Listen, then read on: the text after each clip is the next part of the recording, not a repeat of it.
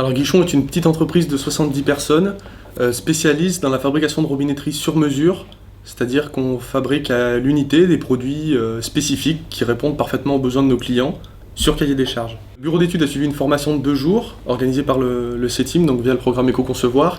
Et suite à cette formation de 2 jours, on a décidé de choisir un produit sur lequel initier une démarche d'éco-conception. On a choisi une vanne à passage direct. C'est un produit phare de l'entreprise et qui a fait la réputation de Guichon au fil des années. Et aujourd'hui, on avait besoin de renouveler un peu cette gamme de produits, de redonner envie à nos clients d'acheter des vannes passage direct chez nous. Donc on a choisi ce produit pour lancer cette démarche d'éco-conception sur l'année 2014.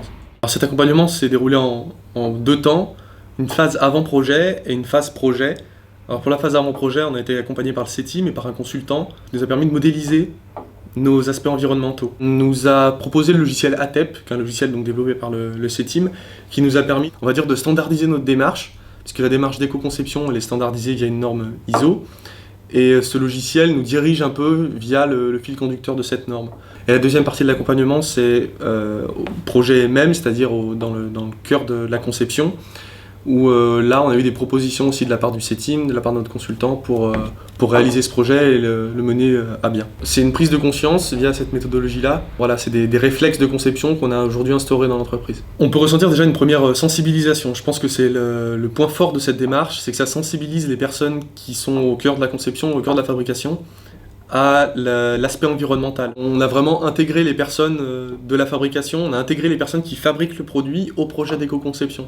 C'est qu'on a travaillé directement avec les usineurs qui usinent notre produit pour connaître eux aussi leurs besoins et pour leur simplifier la vie. Et je pense que quand on s'intéresse directement à la personne concernée et qu'on implique les gens, ils ne peuvent pas être réticents au projet. Aujourd'hui, on observe, via la modélisation de nos consultants, on observe 60% de gains environnementaux sur notre produit.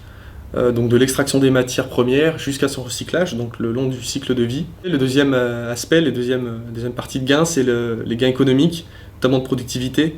On observe des gains de l'ordre de 40% sur notre prix de revient, sur notre coût de revient. Donc on arrive à fabriquer 40% moins cher notre produit, le même produit, avec la même solidité, la même fiabilité et les mêmes caractéristiques.